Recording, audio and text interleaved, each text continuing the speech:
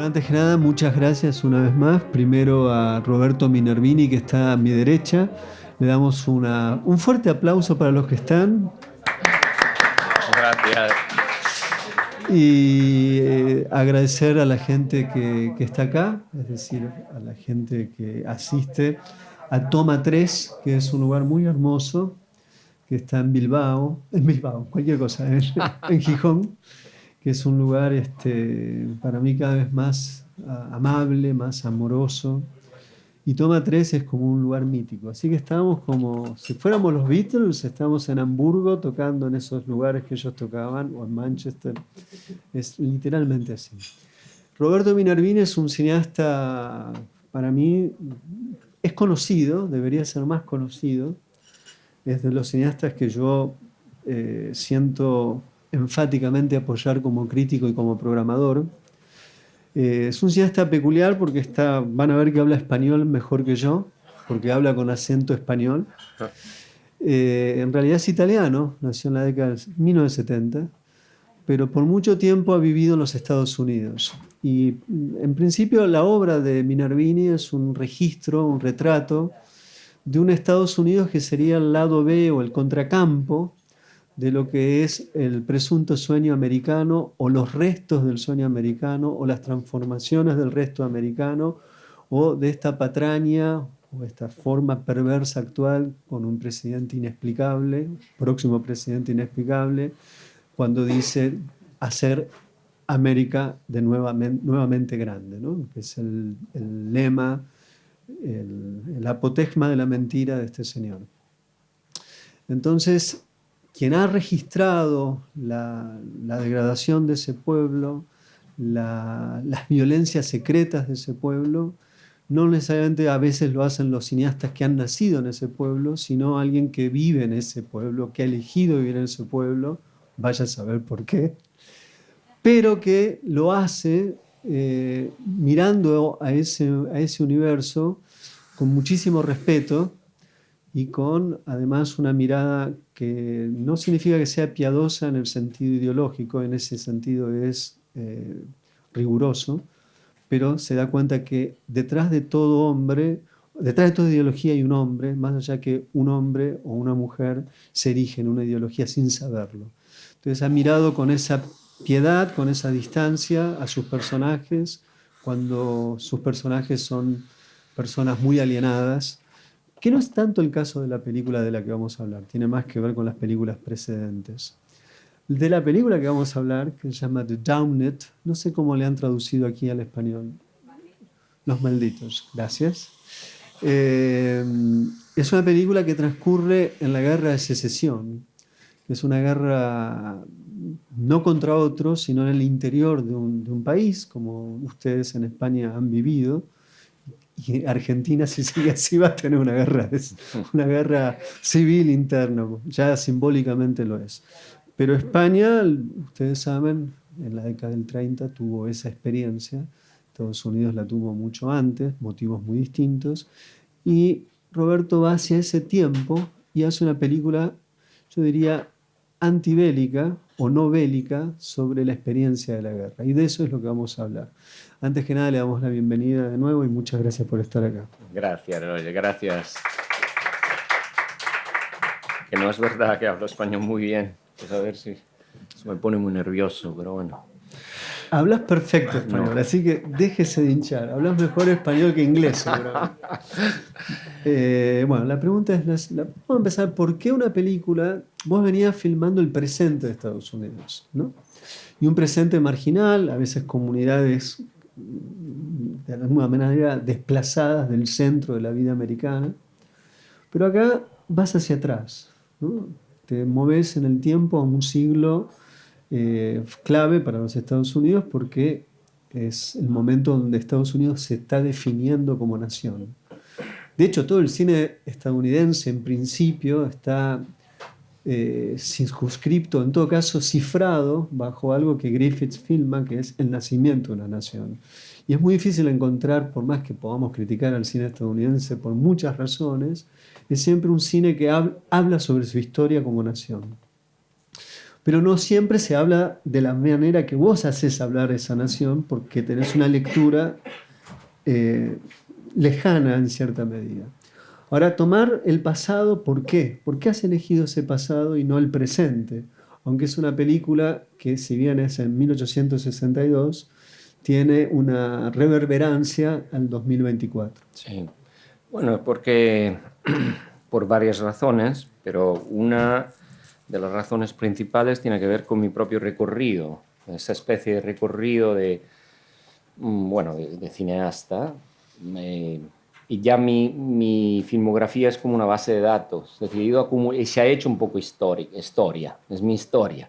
Entonces ya, pese a que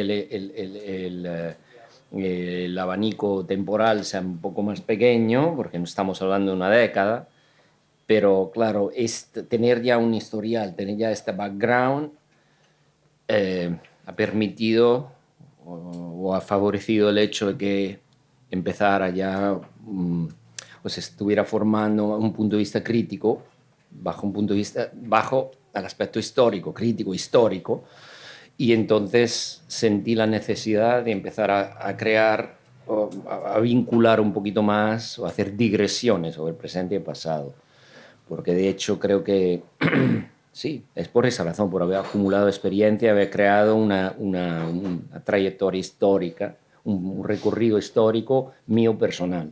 Entonces llegó el momento en el que pues miro atrás y digo, bueno, ¿cómo ponemos esto en perspectiva histórica? Esto también porque la memoria histórica, la perspectiva histórica, es algo que se va perdiendo en los Estados Unidos por el cambio mediático, de la forma en la que nos comunicamos, también la forma en que eh, eh, bueno, se comunica el debate político, cómo está pasando el lenguaje del debate político. La intención es de restringir el campo visual, de hecho, de la gente, para que la perspectiva histórica se vaya perdiendo, y eso crea un terreno fértil luego para mensajes más propagandísticos, populistas. Entonces, para mí un poquito la exigencia, es una exigencia, entonces hablé, la primera más personal, filosófico, artística, la segunda exigencia que es política, de querer crear esos enlaces otra vez con un poquito lo que es la memoria histórica de los Estados Unidos. Has hecho una película que es sobre guerra, pero es una película donde prácticamente no hay batalla, más bien son los tiempos muertos de la guerra. Y a su vez, algo que acabas de decir, que las formas del conflicto contemporáneo político suprime un poco la palabra y se sostiene en una forma restringida de manipulación y montaje de las imágenes. Entonces esta película pareciera estar no en oposición solamente, sino sería el gran contrapunto de una manera de la discusión política. De hecho, en la batalla, en los momentos de quietud, los soldados se ven obligados a pensarse y cuando se piensan terminan entendiendo que no entienden por qué están en donde están, por qué hacen lo que hacen. Entonces, contame un poco esta decisión de dejar prácticamente en fuera de campo la batalla y persistir en los momentos de espera en Espera. batalla. Por dos razones principales, a ver si me acuerdo, y intento aquí ser estructurado. Una razón es cómo reproducir, la respuesta a la cuestión, como la pregunta, cómo reproducir, ¿no? Una experiencia, una película de guerra, una experiencia de vivir la guerra. Y hay cosas que son una abstracción de la realidad, como la batalla. Es imposible reproducirla. Cuando hablo de reproducir, hablo cómo hacer que sea esa experiencia sea algo que pertenezca en cierto sentido a los personajes, a los intérpretes, y que la experiencia de los intérpretes converja, tenga algo en común con la experiencia de un soldado. Imposible reproducir eso en una batalla, pero sí es posible reproducirlo en la espera. Durante el nuevo conflicto entre Israel y Palestina, el genocidio que está pasando, yo di clase a 2 millas, casi a 4 kilómetros de Gaza, y empezó la guerra, estuve mandando un mensaje a un soldado, perdón esta digresión, pero es No, me una parece paréntesis, pero fundamental. un mensaje, este chico era un estudiante que me dijeron que pues estaba allí luchando. Y le mandé un mensaje, me contestó, dice que estoy aquí, estamos aquí, y no está pasando nada, nos dicen que no estamos en peligro, nos dice que, no sé, a lo mejor no va a pasar nada, vamos a ver, te cuento mañana, es día a día. Y cada día que pasaba es pues un día menos esperando, un día menos de espera, más peligroso aún. ¿Cuánto dura esa espera? Desde, es un día menos, ya un día pasó y cuánto me queda de espera. A lo mejor se acerca la batalla. Pues fuimos comunicando así. Y esa experiencia de esperar ahí, que es la experiencia de la guerra, no necesariamente la experiencia de la batalla, pues eso sí se puede reproducir porque es algo, hay una reacción, una componente emocional de esa condición existencial, de estar allí en ese momento en la guerra, en la espera de algo que es inimaginable, es imposible de imaginar. Y entonces sí se puede reproducir porque fue una experiencia extendida, 2 meses en Montana, un mes antes de la batalla, cada día en un lugar hostil por razones muy simples, porque hacía mucho frío, y porque era de exteriores, porque estar ahí perdidos en un valle cada día, porque no se sabe bien, el director barra general del ejército fílmico no se sabe qué quiere hacer, no nos explica, no nos dice por qué estamos aquí. Entonces empieza con esto, ¿por qué estamos aquí? Y hay gente que piensa, no quiero estar aquí en la guerra, no quiero estar aquí en la película. Entonces que decía, me quiero morir por el país o la película. Alguien me dijo, me quiero morir por la película. Le dije, bueno, con que hay seguro por mí. Anécdotas así hay. Pero sí, entonces sí, perdón, la respuesta se me hace un poco larga, pero sí bien pensé, digo, a lo mejor sí podemos hacer algo que es fiel, afín, por lo menos, a la experiencia de la guerra. El estar aquí, en parte contra la voluntad, o por lo menos que te pone en discusión el hecho de estar ahí, la espera. Y, y la espera en la guerra es una condición favorable, una condición deseable. Al contrario de la vida normal, donde el tedio es algo, no es una condición indeseable. Y eso es número uno. Y como sospechaba, a lo mejor el segundo punto me olvidé, pero más o menos, bueno, no importa, no importa. Siempre intento yo también. Es un poquito como hago cine. Siempre espero, digo, a ver si le puedo dar una estructura a esto. Ya lo tengo todo controlado, tengo 2 puntos aquí y me olvido. Pues improviso y digo, bueno, perdí algo, pues una oportunidad de improvisar, entonces no importa el punto número 2, pero esto es la espera como algo también, sí, como algo deseable, me interesaba como experiencia. Luego la batalla en sí, la batalla misma tiene una pausa en el medio. Ujú. Hay un ataque, un choque, que es audiovisual, pero para ellos que estaban ahí, para los que participan, es un choque, es sonoro, es una experiencia sonora. Y después hay una pausa, que es un poquito procesar a nivel emocional lo que ha pasado. Y luego reempieza esa cacofonía. Y, y pues está hecha así porque la intención era cómo rompemos el elemento, que es casi imposible, hombre, de espectacular, la pirotecnia, el entretenimiento de la batalla, desde el punto de vista del espectador, pero también bajo el punto de vista del intérprete. Entonces yo se lo rompía obligándoles a vivir un momento de pausa, que no es igual al tedio, que es la pausa tras haber escuchado disparos que pasaban de verdad, porque íbamos disparando en este valle y luego que empezaron otra vez. Entonces se jugaba con esa, sí, que para poner en discusión también la guerra, la batalla, el choque, como una forma de entretenimiento. Claro, y además también un hábito de recepción, puesto que, hablando del tema de Gaza, uno fácilmente en el scrolling del teléfono se puede tener la venta de un nuevo auricular o de un programa para mejorar las fotos, y en la tercera aparecen muertos en Gaza, y cada imagen parece estar de alguna manera signada por la sustitución de otra para su olvido inmediato, cuando el cine en líneas generales había sido una forma de conjura o de intento de conjura del olvido en función de una imagen que retiene un tiempo vivido y que ese tiempo vivido no vuelve más. Y si es que ahí se ve algo de lo vivo, bueno, al menos hay alguien que lo puede recordar y lo puede volver a revisitar. Entonces, ahí hay un problema con la imagen. Con las imágenes de guerra también, puesto que no, de algún modo, dejan de conmover. Entonces, para un cineasta, me parece, creo que es el gran logro de la película, es cómo filmar algo que no participe de una lógica audiovisual cotidiana que lleva a que la guerra se naturalice como imagen, ¿no? Claro.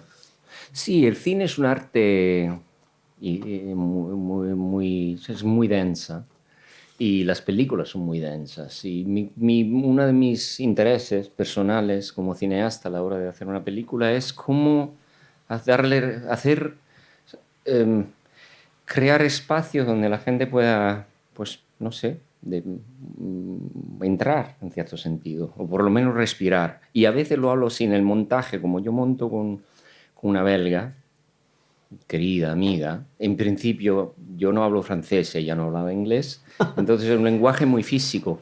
Yo siempre le decía, porque él hablaba inglés, entendía un poquito, y yo sepa lo que estás diciendo, pero entonces le decía, ahora mismo estamos así y ahora y a ver cuánto aguantamos. Necesito eso porque luego hay que empezar otra vez en apnea. Yo digo, no podemos ir de apnea a apnea. Es una cuestión rítmica, es una cuestión de espacio, una cuestión casi de convivencia. O sea, vos estás montando las películas siempre con alguien que no habla, que no tiene un mismo Ahora idioma. ya aprendí, o Un sea, yo poquito. entiendo francés porque he escuchado a ella, llevo más de 15 años escuchándola y ella aprendió inglés conmigo. Pero fue, sí, es así. Entonces, pero eso se ha quedado, eso es un acto importante para mí. Digo, no podemos estar siempre aquí con ese respiro. No digo, es una cuestión también, eso es el aspecto de la participación del Ujú. cine, es el aspecto, ¿cómo se dice? Bidireccional o omnidireccional, o por lo menos no pretendo eso, pero por lo menos bidireccional. Cuando hablamos de participación, hablamos, ustedes, audiencia, les dejo. La película no deja en espacio. Claro. O sea, que si hay que dejar esa participación, hay que dejar espacio. Entonces siempre hay, si tenemos un momento intenso, como una batalla, hay que tener un espacio para metabolizar una reacción. La primera reacción es emotiva, emocional, y luego una reacción ideológico-política, y las dos se alimentan a sí mismas, entonces hay que dejar espacio. Y de allí plantearse ya un comienzo, otra vez. Entonces la película se estructura así. Y para mí es muy importante que haya este espacio para que la audiencia también contribuya. Y ayer a veces me preguntan, ¿no? ¿Tú qué opinas sobre esto? Digo, no sé, yo estoy intentando crear un espacio para que ustedes opinen. Yo puedo compartir, pero no tiene que ver, no hay una jerarquía aquí de Ujú. opiniones. Mm, Lo que sí hay es una decisión tuya, por un lado, darle esta forma de organismo que respira, como lo estás un poco explicitando el deseo de cómo funciona la película. Pero sí hay algo que lleva a que la película se ve de una manera y no de otra. Yo he hablado contigo un poco sobre esto en un programa de televisión que filmamos, lo hicimos en Viena hace menos de un mes, pero quiero volver sobre esto. Tu película hay una dialéctica muy peculiar entre el rostro, que implica un primerísimo plano, y el paisaje, que implicaría un plano general o una panorámica eventualmente. Cuando esos dos elementos que constituyen el encuadre están juntos en un sentido directo, hay una idea constante en la película de negar la profundidad de campo, de tal forma que el paisaje nunca funcione como ni un lugar hermoso, ni un lugar eventualmente también de cobijo, ¿no? Pues son lugares de la naturaleza, podrían ser vistos como lugares hermosos, sin embargo la película da a entender constantemente que es hostil. Entonces, te quería preguntar un poco sobre esa decisión constante en la película desde que empieza, donde hay una denegación al paisaje como una forma de relacionarse con el personaje o los personajes, y después paso a la pregunta que implica esto que te estoy diciendo. Sí, bueno, primero, claro, es muy importante, en esa dialéctica existo yo y eso no, nunca, o sea, lo enfatizo, de hecho, lo pongo en primer plano. No creo en ningún tipo de... O sea, creo en el cine experiencial, creo en el cine subjetivo, y creo que eso es el aspecto más democrático, más fascinante del cine, es que es una película que no tiene un valor absoluto. A mí no me gusta la búsqueda, no voy en busca de la objetividad. Por eso me alejé un poco de la tradición documental, muy dogmática. Pienso que lo bonito es la subjetividad y el hecho que esta película diga algo, pertenezca a mí y sea un subproducto de mí, de quién soy, de mis ideas, y no hay nada neutral. Ok, primero, premisa. Entonces, claro, a mí me interesa, y eso es muy declarado en la película, intento hacer que sea muy visible, como la decisión de ocultar, en cierto sentido, este paisaje, porque por las lentes que utilizo, el paisaje está fuera de foco constantemente. Y eso no es una postura estética, es una postura política, porque sí, porque lo es. Porque, porque el cine de guerra, sobre todo el estadounidense, siempre ha presentado algo, el paisaje deseable dentro de un contexto de guerra como algo omnisciente, inalcanzable, bello, permanentemente bello. Es como si fuera, es un poquito el mensaje americano. Pese a todo lo que pasa, somos los mejores. Eso no es algo que está puesto en discusión. Pese a lo que pasa, we're the best in the world. Somos los más libres, somos los más bonitos. Pese a que en esta película estén matando nativos, todo el mundo se acuerda en el imaginario colectivo el lejano oeste como uno de los lugares más fascinantes del mundo. Y pienso que políticamente, dentro del contexto de una película de guerra, una película que está en diálogo con el cine de guerra, con el género de cine de guerra, era importante neutralizar ese aspecto que es muy poderoso, que puede hasta funcionar como darle validez a una acción bélica, neutralizar el concepto del bello, del ambiente, que de hecho no existe belleza en ese sentido clásico, pintoresco, en un contexto de guerra. Y entonces esa fue la intención. Llega a ser mi ambiente, que de hecho es bonito, si se pudiera ver, pero es fuera de foco, es algo impenetrable, casi hostil, porque es hostil a la guerra, no es hostil a la presencia humana, es hostil a la destrucción. Respecto de lo que viene después de esa pregunta, aparece la dimensión del rostro, digamos. Yo te decía cuando hablábamos que es un gran problema. Como, primero estamos en la era de uno de los elementos más inmediatos a propósito de las tecnologías, que es el concepto de selfie, que es una manera de restringir las posibilidades que tiene el primer plano en el cine. O sea, uno se acostumbra al primer plano del modo más banal posible, que es la selfie. Entonces, la gran pregunta para los cineastas de hoy es, ¿cómo yo puedo hoy pensar un primer plano? Primero que nada, tu película tiene muchos primeros planos. En una guerra el primer plano implica que más allá de una nación hay alguien que vive en ese momento y puede no vivir nunca más y que está más allá de la nación. Y que además, en este caso en particular, los enemigos no se los ve, pero si fueran a tener un rostro, son iguales a los que están allí sentados esperando en la batalla. Ni siquiera es que tienen los ojos rasgados o lo que fuera. Simplemente son exactamente igual a los que están peleando. Entonces te quería preguntar un poco sobre esta dimensión del primer plano. ¿Cómo piensa un cineasta hoy el primer plano? Claro, primero es curioso porque ya como cineasta ya no tengo el problema, y eso la verdad que no lo había pensado, pero ya la gente no mira a cámara. Y antes miraban a cámara todo el tiempo, curiosos, no podían parar de mirar a cámara y ya nadie mira a cámara. Pienso que es esa consciencia de lo que quiere decir estar enfrente de una cámara, mirarse, entonces miran a cámara y miran a sí mismos. Creo que ya ha generado esa awareness, esa toma de conciencia, por lo cual la gente nunca mira a cámara, no se lo tengo que decir, y no son actores profesionales. Entonces sí algo ha cambiado. Yo no comparto uh, el material, lo que ruedo, con nadie. Bueno, en realidad ni conmigo mismo, porque yo no reviso lo que ruedo, pero sí opero la cámara. Entonces la gente no tiene, sí no, no mira cámara, pero tampoco sabe cómo los estoy Encuadrando. encuadrando. Sí se podrán dar cuenta, a lo mejor por la cercanía, pero no saben a nivel este cómo lo estoy encuadrando. También porque yo no, es muy raro que yo filme a alguien enfrente. En toda mi filmografía casi no pasa.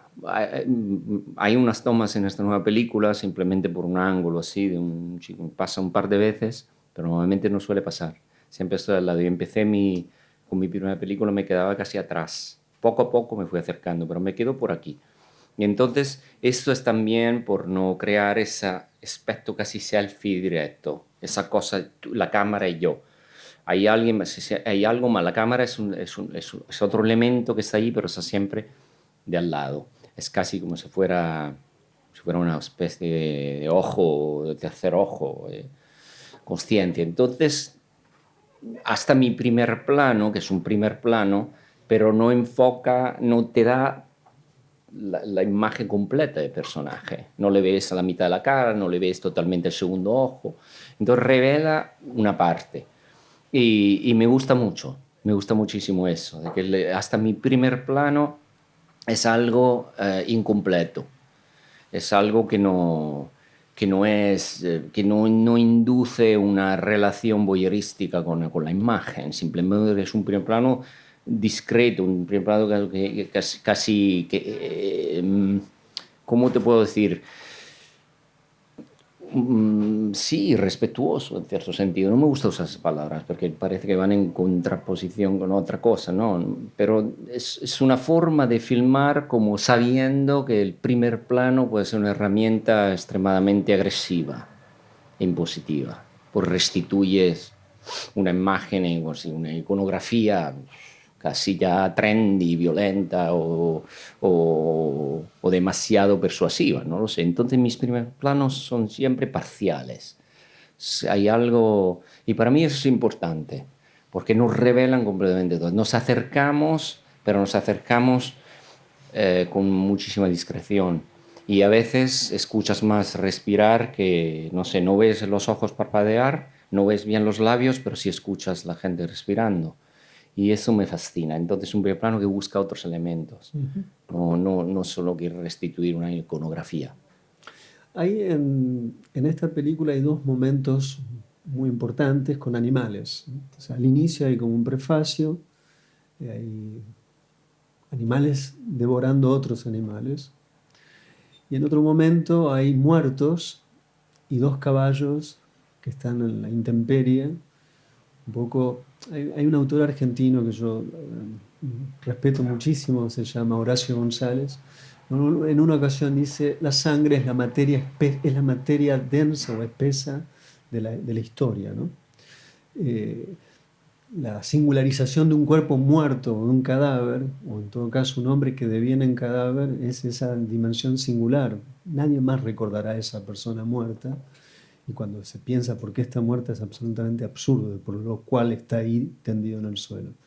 Te quería preguntar sobre esos dos momentos de la película, de la vida animal y los muertos que están allí con los animales, en función de un concepto de guerra, de muerte, de devorar, de comer o no.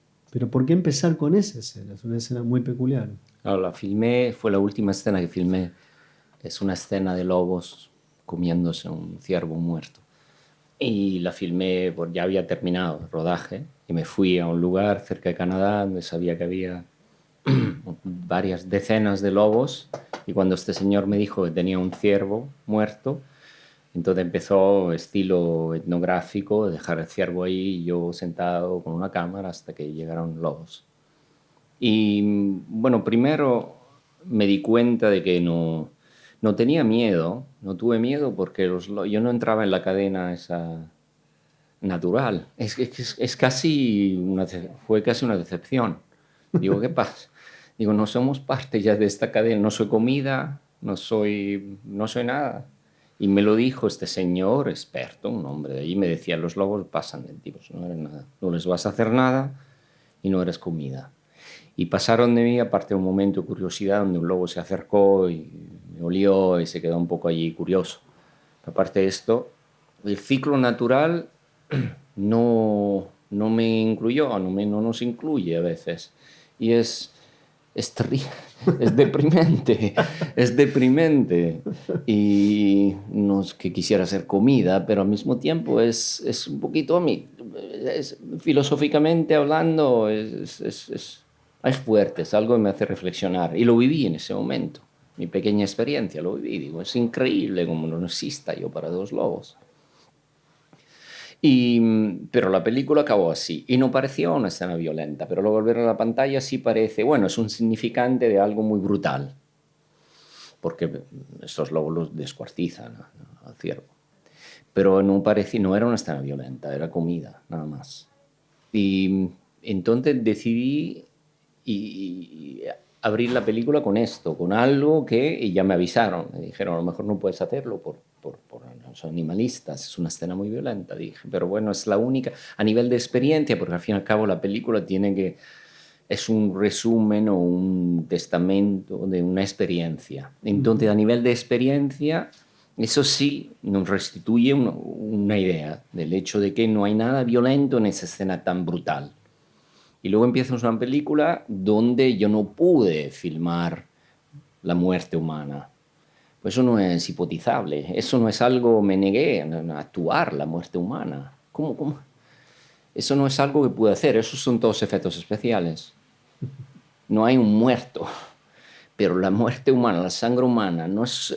Hay el problema de la espectacularización, pero también es un problema conceptual, que cómo pongo en escena eso. Es un juego, no sé, es una estupidez en cierto sentido. Y no quise hacerlo. Entonces, también esta batalla, si la imaginamos, es una batalla donde hay gente que dispara, escondidos, y hay individuos que corren y se esconden, pero no hay muerte visible. Luego lo añadimos efectos especiales. Entonces, porque eso sí que es algo que no puedo concebir, pues es extremadamente innatural y violento. Eso sí. Eso sí, entonces la película empieza con algo que es brutal, pero es orgánico, es natural, es legítimo y es vida. Mientras que el resto, que es una película al fin y al cabo delicada en cierto sentido, pero sí es una película donde hay una muerte que es brutal y porque no hay nada más brutal y más inhumano que la guerra. Entonces sí, filmar los lobos fue catártico y filmar la muerte humana fue imposible. Lo último que quisiera hablar contigo a propósito de esta película es la naturaleza de los diálogos, que son diálogos muy sencillos o simples, pero al mismo tiempo calan el lugar donde hay que calar en función de lo que puede una persona pensar para justificar su participación en una guerra. A veces son razones de orden económico, a veces son razones de orden teológico, pero en toda la película, al menos para los personajes, hay una zona de duda, de incertidumbre, de incertezas. Quería que me cuentes un poco la construcción de esos diálogos. Sí, creo que esa incertidumbre, que es muy sana, y me alegro, es uno de los grandes logros de la película. Es Absolutamente. hacer poner hombres, primero repito hombres, son todos hombres la película. Cuando le quitas la mujer, la energía femenina, el significante bueno, el hombre se vuelve menos dominante, o sea, de forma automática. Sociológicamente ya le quitas, ¿cómo se dice? The prey, La presa, la presa, sí. el hecho de cazar, Entonces, entre hombres, de esa seducir. energía se va anulando. Entonces empieza una dinámica más, por lo cual la gente o se iba o se ponía a disposición de este proceso muy catártico. Y uno de los grandes logros es eso, es la incertidumbre que entra en ellos. Eso demuestra su gran apertura, su gran disponibilidad hacia sí mismos, Ujú. ponerse en juego.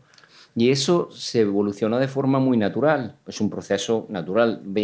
Los actores, los intérpretes, los portavoces de esa incertidumbre son los que se quedaron en el proyecto, no Ajá, son todos. ok. ¿No? He tenido muchos pechos inflados Y los diciendo... textos Y los textos nacen, son autogenerados, hay son autogénesis, ellos. O claro. sea que las dudas respecto de la voluntad de Dios o el destino de una guerra Claro, y quién gana, por qué gana, vienen de proviene de ellos, ellos mismos. provienen de ellos. Es como una suerte de catálogo del sustrato de toda palabra a propósito de una guerra. Y es llamativo Exactamente, porque es realmente muy, muy exhaustivo en ese sentido. exacto. Y repito que es una película. Antes hablaba un poquito del espacio que tengo que dejar dentro de una película para el espectador, para que luego utiliza esta película, ¿no? Se pone en relación con la película. Pero también hay otro aspecto, que es el aspecto de la película como documento de una experiencia que tiene que contar algo que no es contado en la película, pero sobre esta experiencia, sobre los personajes que participaron. Y allí viene la sencillez o la tolerancia mía hacia la sencillez de un discurso, porque desde el punto de vista intelectual hay unas conversaciones que conocemos, son partes ya son Sí, sí, status quo, sí. pero son fundamentales para ellos. Representan exactamente un momento, unas personas, un momento histórico, una experiencia, una fase de su crecimiento, de su desarrollo como personas, como adultos y jóvenes.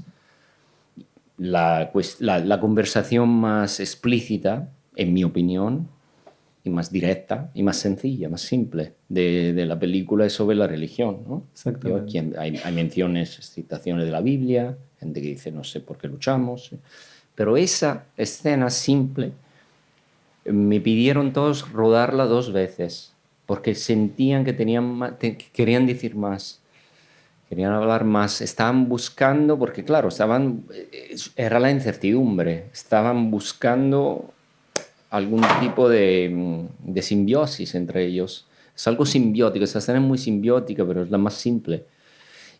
Pero está en la película porque representa una verdad sobre los personajes, sobre los intérpretes. Y para mí eso trasciende el producto acabado, trasciende la forma en la que puede ser recibida una película. Eso es importante para los personajes, para los que participaron. Y entonces tiene que estar en la película. Es decir, déjame entender un poquito más. Ese tipo de escenas es algo que vos planificás, que va a haber una escena donde hablan los personajes de algo, insinúas de qué tienen que hablar y posteriormente ellos empiezan a improvisar lo que tienen ganas de decir y suele ser, por lo que acabas de decir, filmado en una sola toma. Sí. Bueno, yo no impongo lo que se va a hablar, pero sí lo percibo. Estoy allí Ok, constantemente con mis antenas, ¿sabes? Lo percibo. Un momento, he escuchado que usted está hablando de esto. Tú, que mencionas el aspecto, bueno, el divino de la guerra. Y tú, el opuesto. ¿Quién quiere empezar este debate, esta tertulia? Y normalmente trabajamos así, por espacios, nos sentamos y la conversación empieza. Y claro, es una toma infinita, una toma muy larga, pero es una toma. Cuando estás se vos llena la con la memoria, cámara, alguien que toma el estoy sonido. siempre, sí, sonido, cámara, y si opero yo, hay foco, y si hay otro cámara, porque no cortamos, entonces le paso la cámara a otro, a Carlos, el director de foto, entonces en ese caso yo me quedo y entonces somos una persona más. Carlos y yo, sonido y foco. O si no, somos yo, sonido y foco. Y filmamos y no les pido, no empujo la conversación hacia una dirección u otra. Eso tiene que surgir de forma orgánica y así es. Pues lo he hecho en el pasado, lo he Sí, pero como intentado. acá es más clara la relación con la ficción, en tanto que es otro tiempo, y no es estrictamente o directamente la vida de ellos, porque no son hombres de aquel tiempo, digamos, la metodología poética es absolutamente fascinante de entender, porque yo jamás hubiera pensado que no sos vos el que lleva las palabras a la boca de los personajes, sino que vos escuchás algo y extraés y entendés que de ahí van a surgir esas palabras de las respectivas bocas. Me parece una cosa Yo creo alucinante, que a ¿no? mí es que sinceramente, y aquí a ver cómo intentaré no ser ni pedante ni, pero no me gusta, no me interesa el cine como arte de autoexpresión. No me interesa, eso lo veo, escribiría un libro. No me interesa filmar, o sea, tener a alguien que en mi lugar expresa mi pensamiento. No es algo como postura, es quizás sea más artística, no sé, pero también es ideológica, es no no me fascina, no me interesa. No voy allí, no impongo algo que tiene que decir, pues eso lo digo yo. Y lo puedo hacer a lo mejor aquí en el podcast. Lo hacemos de forma, no necesito el audiovisual. Lo Ujú. puedo hacer aquí o puedo escribir algo y lo he hecho. A veces me entrevistan y a veces escribo cosas y eso me vale. La experiencia fílmica para mí es otra cosa. Ujú. Es algo por lo cual creo ese terreno fértil y cosas pasan que no tienen nada que ver conmigo muchas veces, de los cuales aprendo. Y lo decía Godard, cada vez examino lo que he hecho, lo evalúo, aprendo de ello y me preparo para otra experiencia. Y para mí es esa la interpolación entre mi vida, cómo vivo la vida, mi proceso de aprendizaje y el cine. Y es allí donde encaja el cine en mi vida. Es parte de mi proceso de aprendizaje, no es autoexpresión necesariamente, es una participación, participación. Y me encanta el hecho de que la gente sigue sorprendiéndome. Y, y sí, por el resto, si no, nunca les pongo palabras en la boca. Antes de cortar, quiero saber si voy a miro hacia la izquierda a nuestra querida Verónica, que es la que maneja los hilos secretos del tiempo del podcast, y a Pedro, que es hoy el que pone sus manos para que esto exista. ¿Puedo un poquito más? Bien. ¿Y vos Más, un podés un poco poquito más. más? Yo puedo Te más. quiero hacer dos preguntas, ya que te tengo así eh, indefenso. Indefenso. Quisiera preguntarte algo, creo que fue en Viena que hablábamos en algún momento, donde vos me contabas de que habrás de filmar próximamente una próxima película, habrá de ser en Italia, ¿no? Entonces, me gustaría que digas algo de esto y después tengo una pregunta más. Sí, ¿Por qué volver a Italia, digamos? porque pues es un momento en el que quiero. Siempre he querido contar una historia autobiográfica sobre Italia que he vivido yo, un contexto familiar, un discurso sobre géneros, una idea de masculinidad. Y, y, y ahora que se murieron mis padres, mis dos padres, me siento, bueno, siento que es posible hacerlo ahora. Nunca he querido. No he querido porque no quería crear, no sé, abrir heridas Ajá. o involucrar demasiada gente. Y ahora siento que ha llegado el momento. También las cosas pasan, no sé, a veces todo converge, todos, hay señales por todos lados. Obviamente esta película ha sido reconocida en Cannes y hay un empuje para que yo vuelva a hacer algo en Italia y ahora tengo este proyecto más autobiográfico y creo que esa es la razón. En Viena conocí a un cineasta muy jovencito que había hecho un corto y fue una sorpresa para mí, porque siempre yo he tenido la impresión de que vos sos un cineasta rarísimo en el mapa del cine contemporáneo. Un poco lo que decía hace un rato, ¿no? Un italiano que filma en Estados Unidos, pero que filma de un modo muy independiente, de una manera muy peculiar. Hay gente que no sabe si lo que vos haces es documental o no documental, o ficción o no ficción, o no sé qué. Entonces, pero me llamó la atención, hablando con él, no, es un héroe en nuestras escuelas de cine en Italia, ¿no? Me ha hablado con una admiración de vos, más allá que te pueda molestar lo que te estoy diciendo o sea incómodo, pero me pareció genial, ¿no? Entonces, claro, es un gran momento para filmar el lugar donde Sí, naciste y es en tu lengua, ¿no? sí, sí, respeto, reputación no sé, pero sí Claro, hay claro. respeto y también yo voy sin vínculos, es decir, y voy a ir desde los Estados Unidos, alquilaré un lugar, haré mi película y luego no dependo no soy parte de ninguna escena, repito, no es la Claro, o razón por la sea, cual hago es cine, como la pero posición con la que arrancaste a filmar en Estados Unidos, en cierta medida. exactamente, fue Estados Unidos. Entonces no, para mí no cambia nada. Nada me preocupa.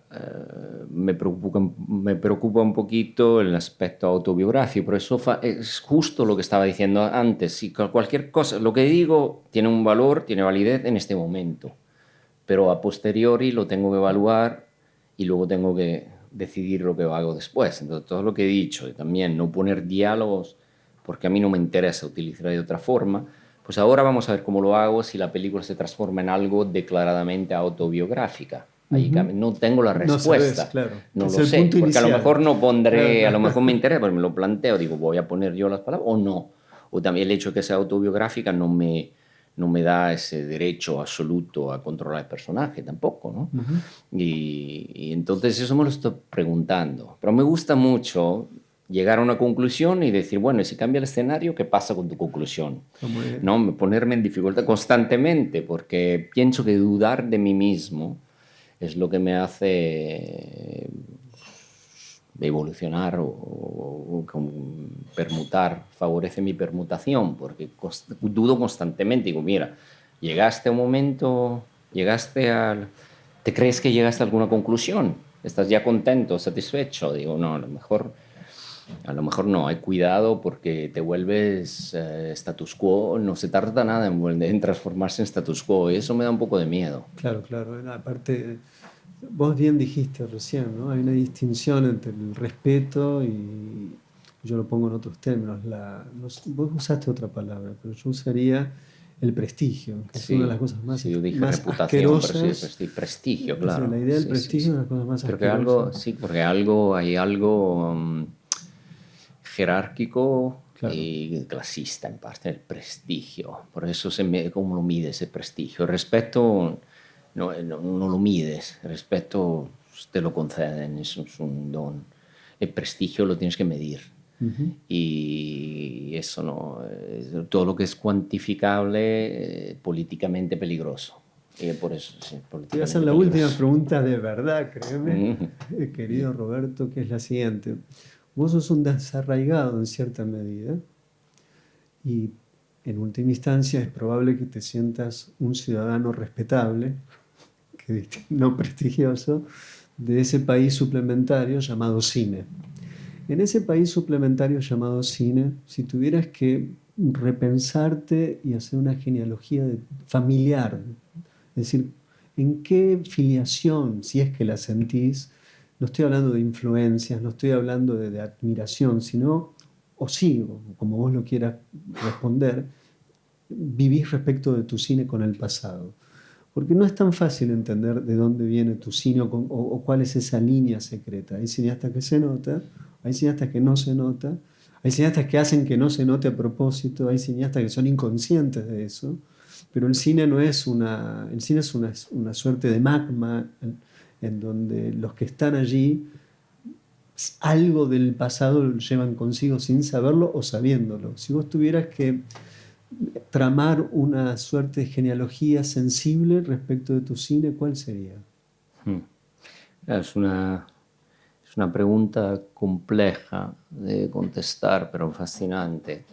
Primero porque me pone ya en relación, casi me estás aceptando como un ciudadano del universo cinematográfico, lo cual no lo doy por descontado. Y difícil porque no tendría que haber sido cineasta yo, o sea, no sé cómo, o sea, no tendría que haber sido cineasta. No estaba en los planes, no estaba en el abanico de posibilidades para mí. Pero sí, pero sí lo estoy haciendo. Y lo estoy haciendo con mucha determinación, con mucha seriedad. Y, y entonces, mirando atrás, yo creo que lo que he buscado y que sigo buscando es ser una relación con otros, con colegas, gente que comparte una misma condición, que tiene objetivos, intentos, no tanto objetivos parecidos, un grado de compromiso personal parecido, Eso es lo que más me gusta. Estoy siempre en busca de gente que comparta esa condición, pese a donde llegue, no importa. Hemos llegado a este lugar y si miro atrás y creo, como dices tú, esa genealogía, veo que hay gente de lo cual me he enamorado, amigos, porque hemos compartido algo que es tan, gracias al cine, he llegado a compartir algo tan fuerte, tan profundo, y es una locura que nos dedicamos tanto a eso como estamos haciendo ahora, con tanto amor, tanta pasión, que hay gente que sí, de los cuales me he enamorado. Entonces, esto es lo que siempre he buscado, esa relación tan profunda que en otras vidas no he tenido porque tenía que ir a trabajar y simplemente tenía que ser productivo, producir y recibir un cheque al final, al fin del mes. Pero eso me da la posibilidad de establecer relaciones profundas y eso es lo que me permite, o sea, le da sentido a lo que hago constantemente. O sea, la razón por la que voy a hacer otra película es por ese respeto. El respeto no es, por eso, no es prestigio, respeto es un cariño, es algo muy emocional. O sea, hay mucho cariño entre gente y dado que la película también va de eso, lo he encontrado mucho entre hombres. O sea, es ser a man amongst men, hombre entre hombres en el mundo del cine, hacia algo muy, muy transformante, muy profundo. He encontrado almas encajauladas en cuerpos masculinos, muy sutiles, delicadas. Entonces, eso sí, digamos, en ese sentido me gusta ser hombre. En el mundo del cine puedo ser hombre de la forma en la que me guste, que no tiene nada que ver con el aspecto, con el prototipo muscular o el arquetipo muscular y guerrillero del hombre fílmico, a lo mejor, del hombre del imaginario colectivo. Vamos a dejar acá porque es donde hay que dejar, hay que saber decir cuándo es un corte, ¿no? Así que bueno, quiero agradecerte. Menos mal que sí hiciste películas, lo digo muy en serio. Y ojalá sigas haciendo películas y la de Italia también, sea lo que fuera que habrá de ser. Quiero agradecer a Pedro, que ha estado ahí en los controles, a la gente de Toma 3 que tiene hasta la delicadeza de no hacer café con la máquina mientras que hablamos, a nuestra querida Verónica, que está siempre allí, yo le llamo la Susan Sontag de Asturias, pero también está al lado de ella una de las personas que hace, no una, quizás la más importante, la que hace posible que exista este festival, que es Alejandro Calvo, que está ahí. Y le mandamos un saludo a nuestro director artístico y alma mater de todo esto que hacemos. Gracias, gracias, gracias, Roberto, Gracias, por haber Roger, estado gracias acá. a todos. Hasta la próxima.